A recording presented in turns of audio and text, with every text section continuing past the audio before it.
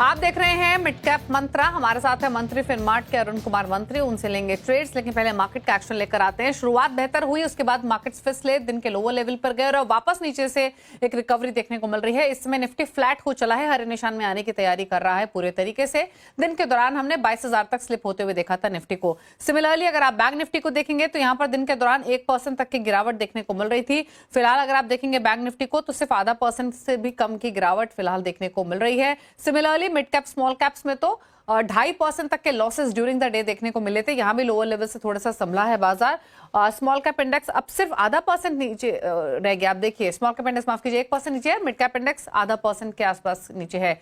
Breath भी थोड़ी सी सुधरी है, 2135 स्टॉक से गिरकर कारोबार कर रहे हैं, 537 स्टॉक से जो बढ़कर कर रहे हैं ट्रेड आज के सेशन में। तो थोड़ा बहुत रिकवरी जरूर देखने को मिल रही है, लेकिन इसे वॉलेटिलिटी के तौर पर भी देख सकते हैं मार्केट्स को। अगर सेक्टोरल देखेंगे तो आज के कारोबार में सिर्फ एक निफ्टी आईटी इंडेक्स ऐसा था अब तक फर्स्ट हाफ में स्पेशली जो कि हरे निशान में ट्रेड कर रहा था। अभी ऑटो इंडेक्स हरे निशान में आ चुका है, निफ्टी का मेटल इंडेक्स हरे निशान में आ चुका है, बीएससी का कैपिटल गुड इंडेक्स भी अब हरे निशान में आकर कर रहा है ट्रेड। तो अब आईटी के अलावा ऑटो, मेटल्स, कैपिटल गुड्स में भी थोड़ी सी वाइब्रेंसी दिखाई दे रही है। लॉसेस देखेंगे हालांकि आज के सेशन में तो पीएसयू बैंक, एनर्जी, यहाँ पर थोड़े से लॉसेस हैं, लेकिन मूड माहौल थोड़ा सा सेक्टर स्पेसिफिक अगर देखें तो सुधरता हुआ दिखाई दिया है आज के कारोबार में। तो ये रहा फिलहाल का मार्केट का एक्शन। ट्रेड्स कैसे लेने हैं इस पर करते हैं बातचीत। अरुण बताइए पहले तो इंडेक्स पर क्या रहा है, निफ्टी बैंक निफ्टी दोनों पर। गुड आफ्टरनून दीपाली जी। देखिए दो चीजें काफी अच्छी हुई है। एक तो 22,000 का लेवल निफ्टी ने होल्ड किया है और 48,000 का लेवल बैंक निफ्टी ने भी होल्ड किया है।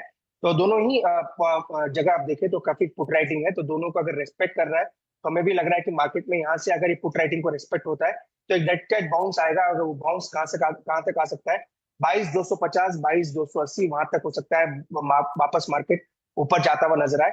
इसलिए यहाँ पे शॉर्टिंग करने की राय नहीं है क्लियरली, क्योंकि बड़े बेस के आसपास अगर मार्केट आएगा तो वहां से एक बाउंस जरूर आ सकता है। अगर कोई एग्रेसिव ट्रेडर है, अगर निफ्टी और बैंक निफ्टी में ट्रेड करते हैं तो निफ्टी में 22,000 का स्टॉप लॉस लगा के कॉन्ट्रैक्ट ट्रेड ले सकते हैं। 22,250, 22,280 ये मैक्स टारगेट रहेंगे, उसके ऊपर मुझे मार्केट जाता हुआ नजर नहीं आता। सिमिलरली बैंक निफ्टी में भी 47,800 का स्टॉप लॉस लगा के बैंक निफ्टी में भी कॉन्ट्रैक्ट ट्रेड लें 48,400, 48,500, वहां तक मुझे लग रहा है यहाँ पे भी एक बाउंस आ सकता है। तो दोनों में कॉन्ट्रैक्ट ले सकते हैं।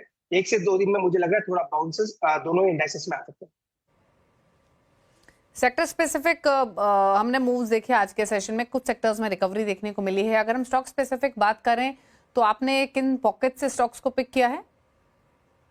देखिए दो सेक्टर है, दोनों में मोमेंटम काफी अच्छा है। एक तो डिफेंस स्टॉक्स मुझे लग रहा है यहाँ पे अच्छा मोमेंटम नजर आ रहा है, तो बीईएल, एचएएल, इवन मैचडॉक में मोमेंटम काफी अच्छा है। तो मैं मैचडॉक के साथ जाना चाहूंगा। 2150 के आसपास स्टॉक चल रहा है, अभी तक मोमेंटम आया नहीं है पर चार्ट काफी अच्छा है। छोटा स्टॉप लॉस 2100 का लगा है, 2100 का। 2240 तक मुझे लग रहा है मैचडॉक जा सकता है। दूसरा स्टॉक अगेन होगा पीएफसी। पीएफसी में एक अच्छा रिवर्सल देखने को मिल रहा है, तो छोटा स्टॉप लॉस 368 का लगा के बाय करें। 392 तक मुझे लग रहा है पीएफसी में भी उछाल आ सकता है। तो पीएफसी तो डेज हाई पर है, 3.5% ऊपर है आज के कारोबार में। पीएफसी आरएससी पर तो सीएलएससी की बुलिश रिपोर्ट के बाद भी हमने काफी बाइंग इंटरेस्ट इमर्ज होते हुए देखे हैं, लेकिन दोनों स्टॉक्स आउट परफॉर्म कर रहे हैं आज के सेशन में। चलिए तो ये कुछ ट्रेड्स हुए, लेकिन इसके बाद आगे बढ़ते हुए मिड कैप्स का हाल आपके सामने लेकर आते हैं, जहां पर एक रिकवरी तो हमने आज के कारोबार में आते हुए देखी है ही। अब दिन के लोअर लेवल से 0.5%, 0.1% नीचे निफ्टी मिड कैप इंडेक्स है, 1.5% तक के लॉसेस हम देख रहे थे। कुछ सेलेक्ट पॉकेट्स दिखाते हैं आपको। आईटी स्टॉक दबाव में है। अगर आपको इंडेक्स भले ही हरे निशान में दिखाई दे रहा है, लेकिन वो दिग्गजों में बाइंग की वजह से है। मिड कैप्स में प्रेशर परसिस्ट कर रहा है। मास्टेक 4.25% नीचे, 2.5% नीचे तांला प्लेटफॉर्म। जेंसर में 4.25% गिरावट, 2.5% नीचे। एक्सिस किड्स इंजीनियरिंग कारोबार करते हुए आज के सेशन में। केमिकल स्टॉक्स प्रेशर में, जुबिलेंट इंग्रीविया 7.25% नीचे, 7% नीचे गुजरात फ्लोरो, गुजरात एल्कलीज में 5.5% की गिरावट। किरी इंडस्ट्रीज 3% नीचे ट्रेड करते हुए आज के सेशन में। एनबीएफसीज में सेलेक्ट स्टॉक्स पे बाइंग है। पीएफसी आरएससी तो ऊपर है ही सीएलएससी के रिपोर्ट के बाद। चोला इन्वेस्ट 1% ऊपर है, 1% ऊपर स्पंदना स्फूर्ति कारोबार कर रहा है आज के सेशन में। कुछ और स्टॉक्स जो कि वीक मार्केट में भी तेजी में ट्रेड कर रहे हैं, उसमें ब्लू स्टार 7.5 पौने 8% ऊपर, 3% ऊपर वोल्टास, अर्ली समर्स के बेनिफिशियरीज रह सकते हैं। कमन्स 2.5% ऊपर, प्रेस्टीज में 1.5% की तेजी देखने को मिल रही है आज के सेशन में। तो ये रहा फिलहाल का मार्केट का हाल। एक बार ब्लू स्टार वोल्टास को लेकर आते हैं। दोनों ही डेज हाई पर ट्रेड कर रहे हैं। अर्ली समर्स की तैयारियां दोनों ही कंपनियों ने कर ली हैं। लॉन्चेस 2-3 ट्रिगर्स हैं इनफैक्ट इन स्टॉक से जुड़े हुए। एक तो ये नए प्रोडक्ट लॉन्चेस की तैयारियां कर रहे हैं। टियर 2 टियर 3 सिटीज में वोल्टास एक्सपैंड करने का प्लान कर रही है। डीलर्स ऑलरेडी स्टॉकिंग शुरू कर चुके हैं और प्राइस हाइक हो सकता है प्रोडक्ट्स का। तो ये कुछ फैक्टर्स हैं जो कि प्ले कर रहे हैं इन स्टॉक्स के लिए। ब्लू स्टार आप देखिए 1.5% ऊपर कारोबार कर रहा है, 8% की तेजी दिन के ऊपरी स्तरों पर। ब्लू स्टार को देखिए एक बार और बताइए क्या राय है इस पर। देखिए दीपाली जी, ब्लू स्टार हमने मॉर्निंग में ही रिकमेंड किया है और वहां से स्टॉक में मोमेंटम भी काफी अच्छा है। मुझे लग रहा है 2120 तक ये स्टॉक जा सकता है।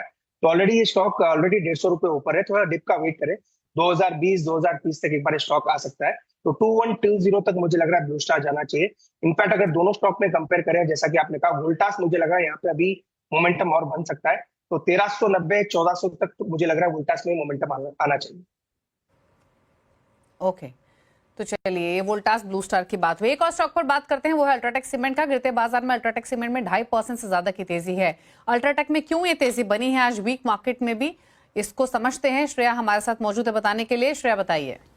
जी बिल्कुल, गुड आफ्टरनून। और जिस तरीके से हम अल्ट्राटेक सीमेंट में तेजी देख रहे हैं, आज के सेशन में 3.25% तेज होकर फिलहाल कारोबार कर रहा है और इंटरडे में देखेंगे आप तो 5% की तेजी भी दिखा चुका है ये स्टॉक।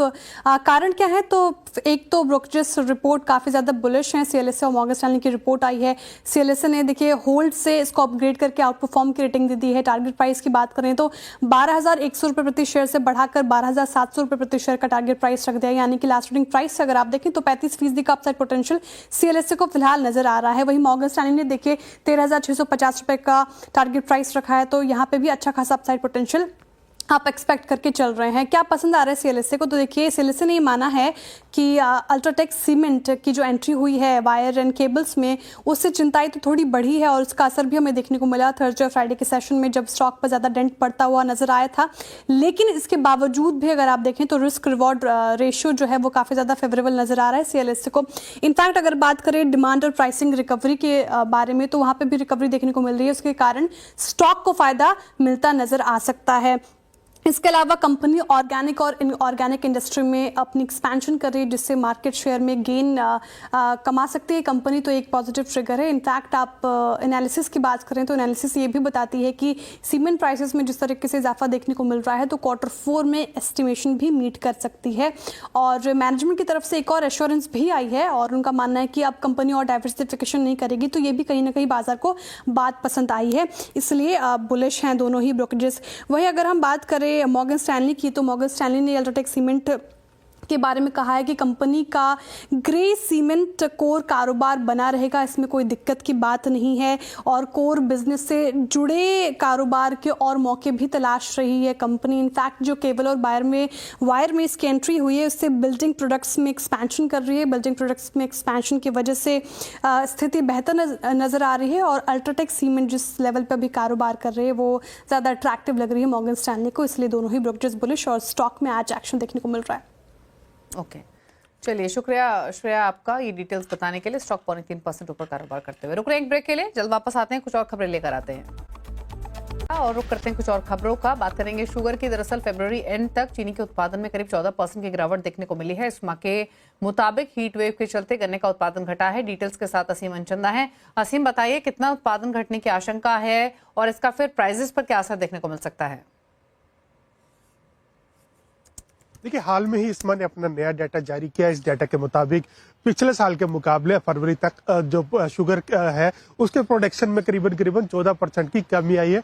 इतना ही नहीं, जो चीनी मिले हैं वो भी काफी तेजी से बंद हो रही है। अगर पिछले साल से कंपैरिजन करूं तो फरवरी अंत तक सिर्फ 65 के आसपास मिले बंद हुई थी, लेकिन इस साल ये आंकड़ा बढ़कर के 170 हो गया। और अब फिलहाल मौसम विभाग ने हीट वेव की चेतावनी ऑलरेडी जारी कर दी है। मार्च से लेकर के मई तक हीट वेव ही रहेगी। तो पहले अनुमान था कि जो उत्तर प्रदेश से ये सारी कमी पूरी हो जाएगी, लेकिन अब ऐसा लग रहा है कि वो कमी पूरी नहीं होगी। गन्ने के ऊपर, फसल के ऊपर असर पड़ेगा। गन्ने का जो रस है उसमें वो कम हो सकता है, सरकोस की मात्रा उसके अंदर कम हो सकती है, तो उससे उत्पादन के ऊपर भी असर पड़ना तय है। यही बता दूं कि चीनी के दाम लगातार बढ़ रहे हैं। अगर मैं पिछले एक महीने की बात करूं तो एस ग्रेड की चीनी में करीबन 6.5% की बढ़ोतरी हमको देखने को मिली है। तो ये बढ़ोतरी आपको आगे भी जारी देखने को रह सकती है।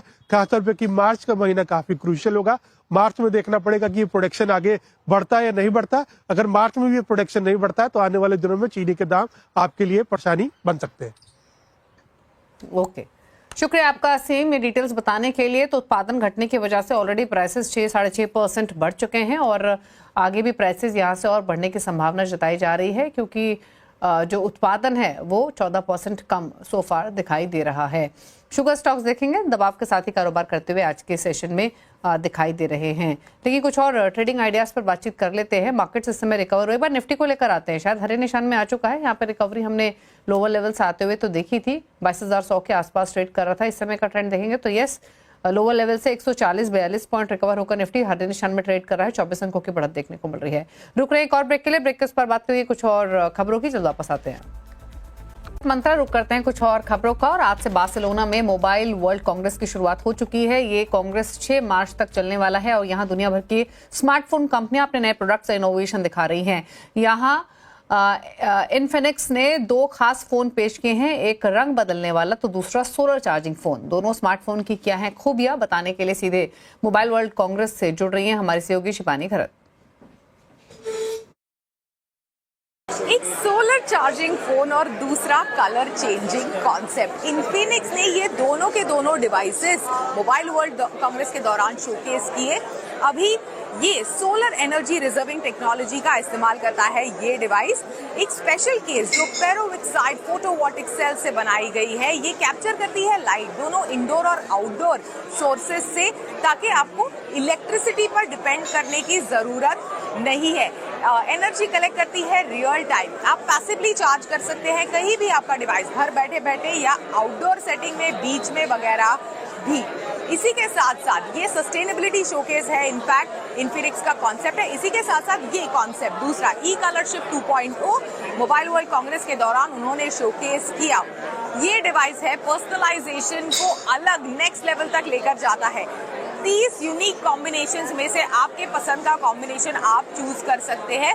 कस्टमाइज करता है एआई, इनफैक्ट इस डिवाइस पे जो है वो रिकॉग्नाइज करता है कलर्स बेस्ड ऑन वेदर, आपका वॉलपेपर, शायद आपके इमोशंस भी। स्मूथ ट्रांजिशन ऑफर करता है। इनफैक्ट एक बढ़िया एक्सप्रेसिव तरीका है आपके फोन को, आपके डिवाइस को यूनिकली आपका बनाने के लिए।